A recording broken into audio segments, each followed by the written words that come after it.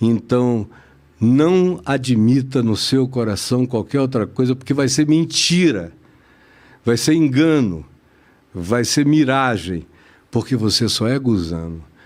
Eu tinha 2, 3 meses de convertido e eu jejuava muito com ele naquele tempo. A gente passava uma semana jejuando, íamos para o meio do mato, às vezes ficávamos 2, 3 semanas onde era só água e um pedacinho de bolacha creme cracker, e a gente ficava em oração, êxtase, era tudo sonhos de revelação. Foi aonde o Novo Testamento entrou todinho na minha cabeça. Teve um tempo que os meus pais dizem que eu ficava em pé, sonâmbulo, no meio do jejum, e eu começava, Paulo, apóstolo de Jesus Cristo, eu citava Efésios todinho até o fim do capítulo 6, Colossenses, Filipenses, Mateus de cor. Era uma coisa imensa, a palavra foi tomando conta de mim. E o Velho Testamento, os Salmos, eu guardei a maioria deles no coração e podia repeti-los pensando neles de olhos fechados, de modo que a palavra se impregnou em mim, e foi uma impregnação extraordinariamente benfazeja, salvadora. Outra coisa, eu nunca parei de orar, porque quando o cara começa a parar de orar, alguma coisa começa a se perder dentro dele. Hoje em dia eu não sou daquele cara que para sair de casa tem que se ajoelhar, ficar 15 minutos de joelho, você amadurece.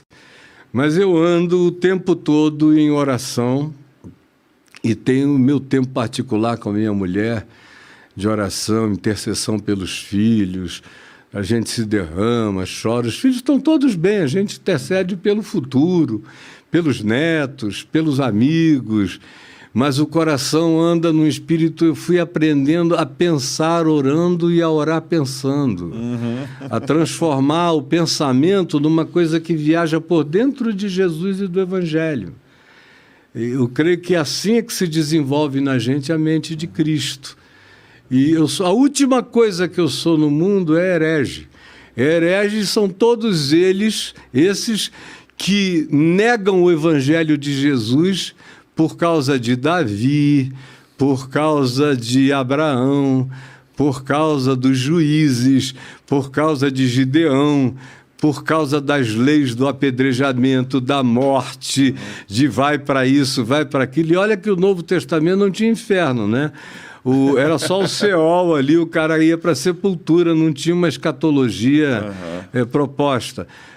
Portanto, até a sentença de Moisés era branda, só ia até o cara morrer. Mas a dos evangélicos bota o sujeito queimando no inferno espaço-temporal. É um lugar feito de tempo onde ele fica para sempre. E a eternidade é um tempo sem fim para os crentes. Sim. Quando o conceito físico e até teológico de espiritualidade é a atemporalidade. É aquilo onde não existe tempo, de modo que a eternidade cabe num átimo de alguma coisa. Ela é uma qualificação. A vida eterna é a qualidade da vida de Deus em mim, que começa hoje, Jesus diz. Tem que começar agora, aqui. Ela não está me aguardando, ela está querendo me invadir. Sim, sim. E eu estou cheio da eternidade. Quando eu partir, eu vou entrar em glória. E tem gente que, quando não transcende, vive só como máquina solar, como boneco de carne, como Paulo chama. Quando esses morrem, morrem. É o que diz Gênesis no capítulo 2. Se tu morreres, tu morrerás. Ou seja, não transcenderás. Aí tem aqueles caras que vão para o inferno. Mas o inferno não é espaço temporal. Você vê essas experiências todas de gente que voltou, Não é? O cara fica ali 6 minutos, 10 minutos no nosso espaço-tempo e ele viaja a vida dele inteira, sem bloqueio de trauma, sem acusação a pai, a mãe, sem as desculpas das autovitimizações. Ele fica nu e puro no espírito dele, aí ele enxerga e se enxerga. E a grande maioria pede misericórdia a Deus no caminho do inferno. E a graça de Deus traz os caras de volta, ou os catapulta na dimensão da eternidade. Universalista! Eu sou... Universalista! Como pode? Eu fiquei a vida inteira sem beber, sem fumar, sem comer ninguém. Pra tu falar que o cara tá indo lá, pediu perdão, Deus perdoa, que Deus... Não, mas eu creio no inferno. Tem gente que é diabo mesmo. Tem gente que vai para o inferno mesmo. Tem gente que habita o inferno até a misericórdia de Deus os salvar quando joga todo mundo, diabo, falso profeta, e todo mundo no lago de fogo, que é extinção. O cara cai em extinção.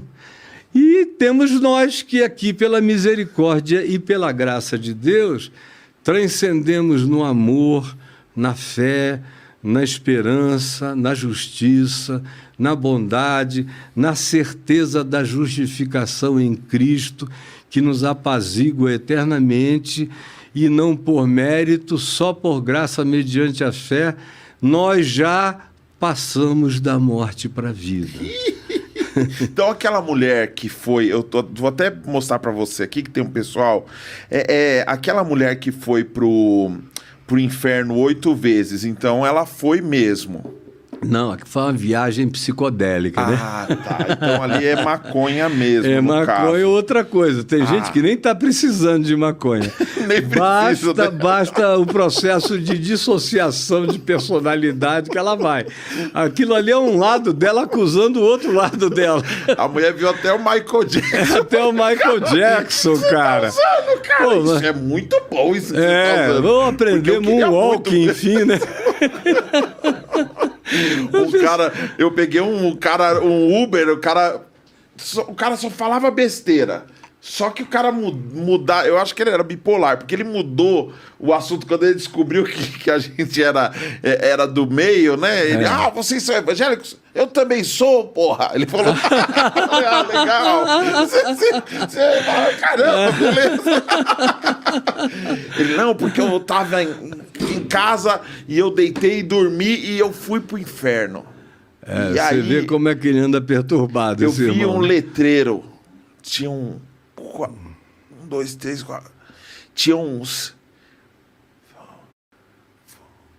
4 letras. E colocaram 4. Funk.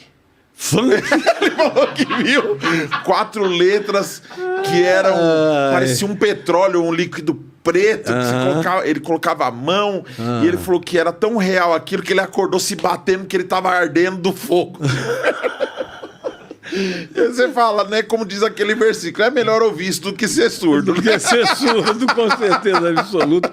É a frase da minha mulher. Mas, Caio, você teve... Eu queria saber muito se existiu o Caio Crentelho alguma vez, em algum episódio da sua vida. Ou desde sempre você já foi descolado assim? Eu nunca consegui mandar ninguém pro inferno.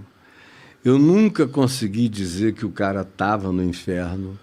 Eu nunca preguei inferno. Você nunca achou que a breja é pecado? Hã? Você nunca achou que a brejinha é pecado? Não, eu não. Para mim, o que é pecado é avareza, é ódio. Palavras torpes. É, rancor. Palavras torpes depende de quem fala. Eu tenho uns amigos que falam as chamadas palavras torpes com uma graça tão grande, com uma ausência de energia maligna tão total. Porque o palavrão não é a palavra, é a energia que você coloca na palavra. Tá vendo? Tá vendo? Então, não é para ninguém sair falando à torta e à direito. Vamos. Mas eu só considero o palavrão aquela coisa que vem com aquele soco energético para bater em você, para agredir o outro, para desconstruir o outro. Esses falam palavras torpes e não é à toa que o nome é palavra torpe, porque ela entorpece entorpece. E ela entorpece aquele que fala. O cara vai perdendo a percepção de quem ele é, da energia que ele carrega. Ele vai desconfigurando o ser dele para a possibilidade do amor e vai se empedrando. Cada palavra é uma pedrada, é uma agressão, é uma infâmia, é uma desconstrução. Isso aqui é pecado, e foi o que Jesus disse em Marcos 7, que procede do coração, e aí vem as avarezas, os adultérios, as prostituições, fornicações, mentiras, roubos, enganos e toda sorte de coisa maligna.